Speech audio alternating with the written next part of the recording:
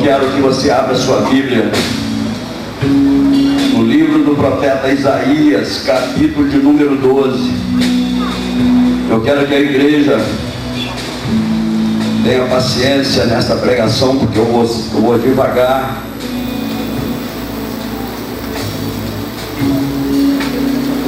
Nós vamos de versículos em versículos, o capítulo é pequenininho, e eu gostaria que você atentasse para esse texto, a profundidade que ele tem para nossas vidas, a profundidade que ele tem para a igreja. Ele diz, todos acharam? Amém. Amém. Glória a Deus.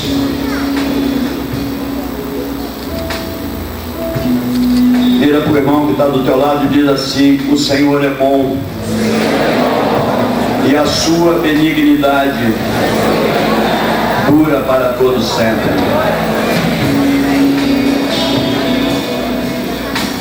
Diz a palavra do Senhor assim: e dirás naquele dia, graças te dou, ó Senhor, porque ainda que iraste contra mim, a tua ira se retirou e tu me consolaste.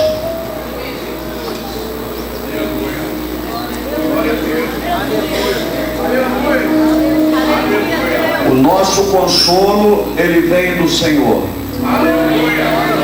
O nosso consolo está no Senhor. Aleluia. Louvado seja o nome do Senhor. Ele diz: um dia tu iraste, Senhor, contra toda a humanidade, mas ele enviou o seu Filho, e a sua ira se retirou, e ele tem consolado o seu povo na terra. Aleluia. Quero ir bem devagar. Eu não quero, hoje você vai ouvir. Nós precisamos tirar um momento para ouvir. O seu coração já foi preparado com os louvores, nos alegrando. O seu coração está como terra fértil nessa hora. Então nós vamos ouvir. Então o versículo de número 2 diz assim: eis que Deus é a minha salvação. Presta bem atenção, irmãos. Uns confiam em cavalo, outros confiam em carro, outros confiam em entidades, mas só que o nosso Deus, ele está dizendo que ele é a nossa salvação. Aqui o profeta está colocando algo aqui tremendo aqui nesse texto. Ele está dizendo que o Senhor Jeová, o Deus Todo-Poderoso, ele é a minha salvação. E quando Deus é a minha salvação, eu não preciso esperar em mais nada.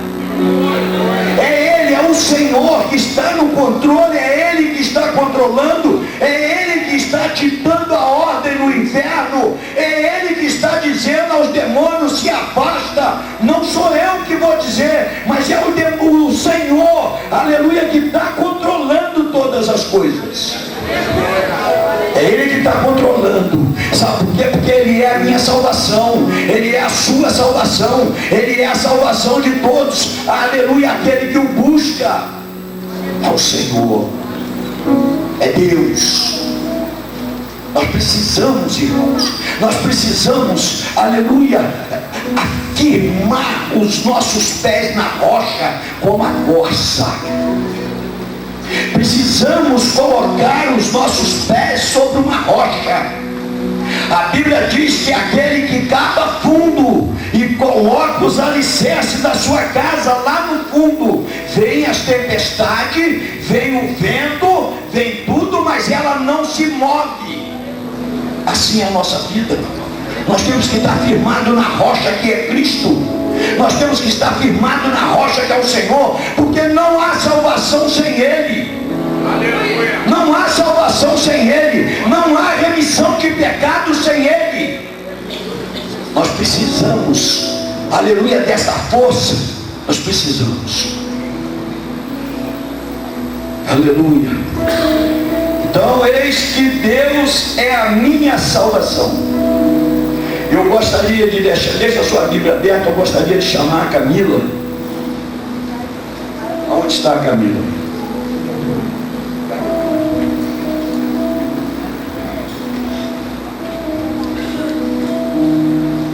A igreja, nós temos que ouvir os feitos de Deus.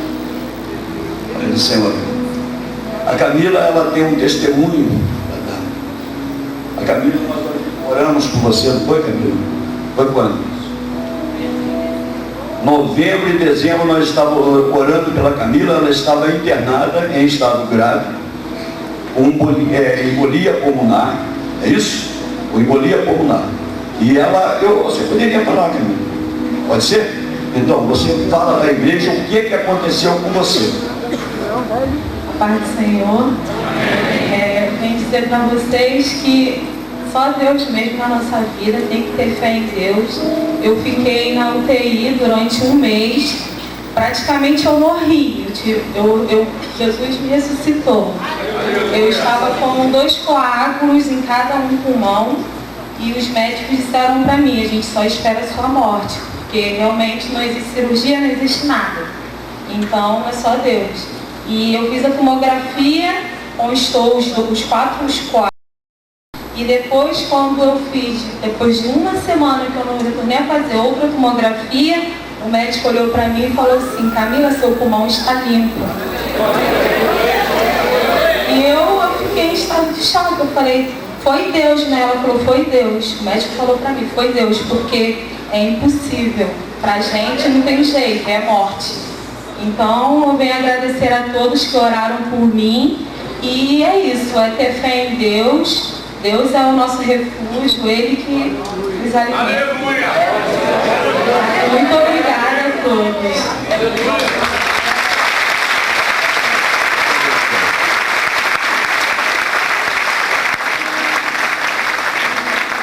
É assim que Deus faz.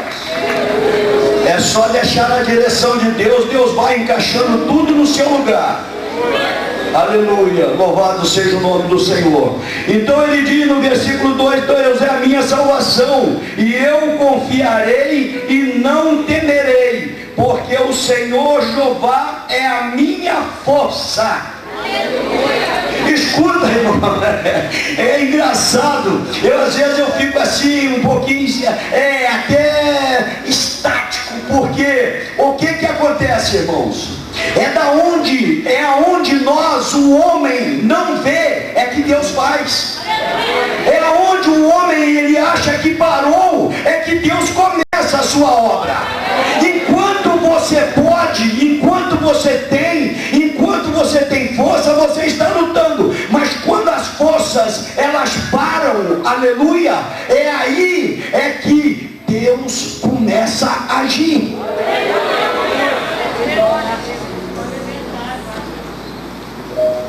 É assim. Eu vejo ali o irmão Alexandre ali, ó. Ele está ali com a incumbência de arrecadação, de arrecadar. A hora que fechar a torneira, que não aparecer mais nada, é a partir dali que Deus vai começar a agir.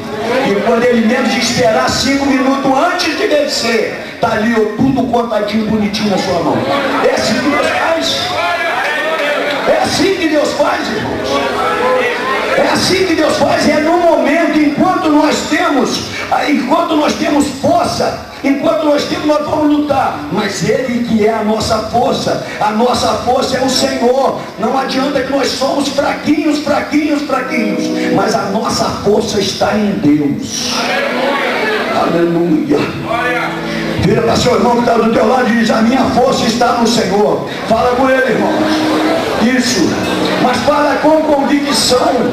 Aleluia. Porque um dia você vai precisar dessa força.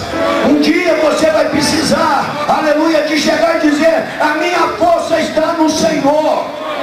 Aleluia. A minha força está no Senhor. Aleluia. E ele continua dizendo, aleluia, ele é a minha força e o meu cântico. Quando o pastor começou a cantar em línguas celestiais, lá eu falei assim, Senhor, aleluia, a força dele e o cântico está no Senhor. Ele está cantando. Aí eu pergunto para você, irmãos, aonde é que uma pessoa hospitalizada, ela tem força para cantar? Não tem. Mas a força que ele tem vem de Deus, aleluia. Nós podemos sentir isso, porque quando nós chegamos, quando nós contactamos com Ele, nós vemos, aleluia, que tem uma força superior trabalhando na vida dele. E essa força vem de Deus, essa força não é nossa. Não adianta, irmãos, não adianta. Aleluia, ele é o meu cântico e se tornou a minha salvação. Antes não, irmãos. Antes nós éramos largados. Antes nós éramos pessoas que não entendiam os mistérios de Deus. Mas hoje não, hoje ele se tornou a nossa salvação. Foi Ele que nos deu força e poder, o poder para se tornar filhos dele. Ele dá. Mas tem uma coisa muito importante que Paulo falou aos Efésios. Paulo falou aos Efésios no capítulo, acho que 5, não, 4, versículo 27. Paulo falou assim, olha, Efésios, não dê lugar ao diabo. É isso? 4:27, não dê lugar ao diabo. Nós temos que estar vigilante. Nós temos que estar com o nosso pé firmado. Nós não podemos de maneira nenhuma dar lugar ao inimigo com palavras negativas, com palavras de derrota. Não. Acho que é Pedro 5, versículo 8, que diz que sede sóbrios e vigiai, porque o diabo anda ao derredor, bramando como um leão, buscando a quem possa tragar. Então nós temos que ter um cuidado muito grande. A palavra de Deus, o Deus da nossa salvação, Ele está dizendo que Ele é o nosso socorro, mas nós temos que vigiar neste ponto.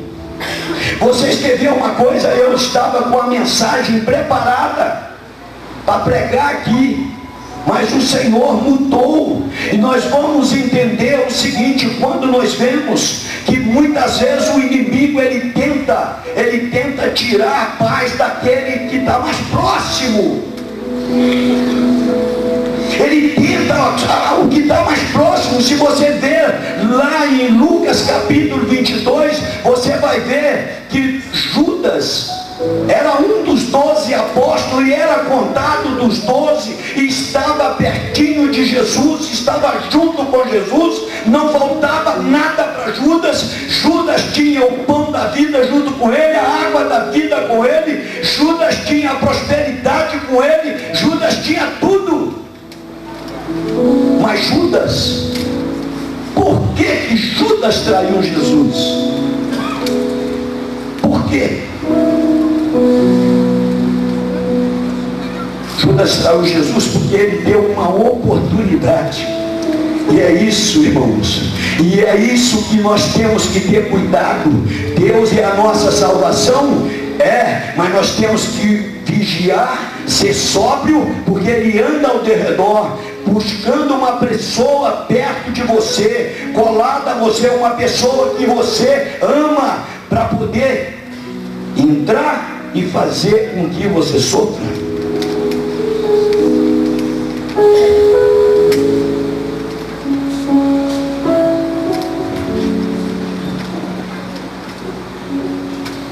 Quando nós olhamos para isso, nós vamos ver que a igreja do Senhor, ela é perseguida a todos os momentos. Ele precisa de uma oportunidade. Não dê lugar a ele. Ele está embaixo do seu pé. Não dê lugar ao diabo. No falar, no expressar, no murmurar. Não, irmãos. Nós estamos acabando de ver que Deus é a nossa salvação. É Ele que é a nossa salvação. Aleluia. Nós vamos entender quando você volta para o capítulo 27 de Mateus. Nós vamos ver que Judas, ele foi tão envolvido, coitado daquele homem. Ele deu uma brecha de fazer o quê? Ele deu uma brecha, Henrique, de ir ter contato com pessoas que eram inimigas de Jesus. E por incrível que pareça, irmãos, vocês têm que entender uma coisa. Quando os sacerdotes e escribas estavam para matar Jesus, era o sacerdote e escriba que estava incumbido de levar o povo a Jesus. Mas eles não, eles queriam matar Jesus. Sabe por quê, irmãos? Porque eles não estavam com o pensamento no reino de Deus, eles estavam com o pensamento nas coisas terrenas. Então, ali Judas aceitou a proposta daqueles homens. Mas Satanás já tinha tido a sua oportunidade de entrar em Judas. Eu não sei se a igreja está entendendo. A igreja está entendendo, irmãos? A igreja está entendendo direitinho, porque, aleluia, nós temos que prestar bem atenção para que nós não incorremos no mesmo erro.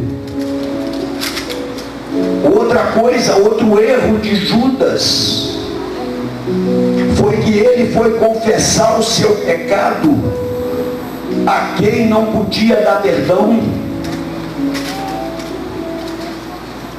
Se você pegar o versículo, capítulo 27, ele vai dizer para quando Jesus foi condenado, ele vai dizer para os escribas: ah, seu escriba, ah, seu ancião, ah, seu sacerdote, eu estou com remorso porque eu pequei contra sangue inocente. Sabe qual foi a resposta deles? E nós, o que é que nós temos com você? O que é que nós temos contigo? Isso aí é contigo. Foi isso a resposta deles. Aí nós vamos entender que o diabo, ele arma a sua cilada e depois ele te deixa. Ele arma a cilada para o povo cair, mas depois ele deixa, depois ele não quer mais saber.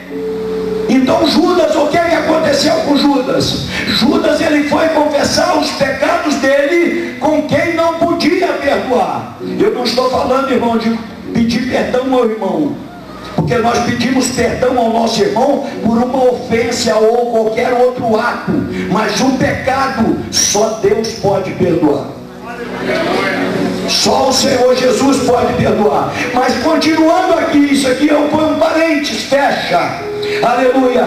E vós, olha só, vamos agora, versículo 3: e vós com alegria tirareis águas das fontes da salvação. Tira do Senhor, tira de Jesus o alimento. É para nós tirarmos do Senhor Jesus o alimento para nossas vidas. Aleluia. Quando nós pegamos, nós tiraremos água da onde? Da fonte da salvação. Aonde está a fonte da salvação? Está na rocha, que é Jesus. Então nós temos que tirar água dessa rocha para sobreviver neste mundo tão cruel que nós vivemos. Aleluia, Jesus. Versículo 4: e direis naquele dia: dai graças ao Senhor, invocai o seu nome, tornai manifestos os seus feitos, e entre os povos, e cantai quão excelso é o teu nome. Os feitos do Senhor. Sabe como nós vamos vencer uma batalha? Sabe como? Com as vitórias, com os feitos do Senhor. Presta bem atenção que quando eu falei que Deus encaixa todas as coisas, nós estamos passando por uma turbulência de enfermidade. E Deus envia a Camila. A Camila ficou 60 dias, né, Camila? 60 dias numa UTI. Prática é desenganada pelos médicos. E a Camila subiu aqui e falou. E ela deu o testemunho dela dos feitos do nosso Deus. Então nós vamos tornar-se manifestos os feitos do Senhor. É dessa forma, irmãos. É dessa forma como aconteceu com a Camila, vai acontecer com o pastor Marcos, e isso não vai parar, vai acontecer comigo, vai acontecer com você, porque é os feitos do Senhor. Aleluia, é os feitos dele. Quando, aleluia, nós estamos na direção de Deus, quando nós estamos debaixo da mão de Deus, não precisa eu fazer força para as coisas acontecer, não precisa eu fazer força para nada acontecer, é só chegar, clamar ao Senhor, aleluia, e esperar o resultado dele. Esperar o resultado. Nós temos que esperar o resultado do Senhor. Aleluia. O resultado, nós temos que esperar resultado. Sabe por quê, irmãos? Porque o que o Senhor Jesus fez, já fez. Aleluia. Quando o Senhor Jesus bradou na cruz do Calvário, ele disse: está consumado. Pode receber no céu o meu Espírito, Pai.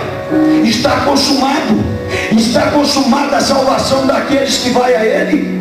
Está consumado a enfermidade daqueles, aleluia, que busca a tua cura divina. Está consumada a prosperidade que Ele pode te dar na sua vida. Está consumado a união da sua família, se você estiver junto. Mas Efésios 4:27 diz: não dê lugar ao diabo, dê lugar ao Espírito Santo, dê lugar a Deus, dê lugar ao Senhor,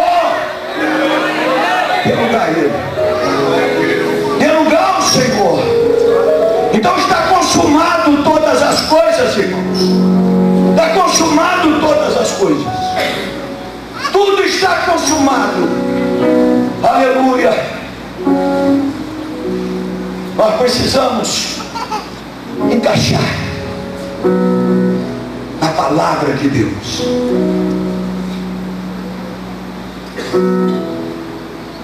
Senhor, já é de 4 dias, cheira mal. Marta, eu não estou te perguntando se cheira mal, se é de 4 dias. Eu não estou te perguntando, mulher. Chama homens aí e tira a pedra. Chama homens aí, tira a pedra. Eu não estou perguntando. Jesus, Ele dá ordem. Ele dá ordem ao seu respeito. Ele dá ordem ao teu respeito. Aleluia. Já é de 4 dias, eu não quero nem saber. Aleluia. Quando você confessa o nome do Senhor, na hora que você confessa o nome do Senhor, aleluia, naquele momento que você confessa, a cura já chegou na sua vida. No momento que você confessa o nome do Senhor, a libertação já chegou na sua vida.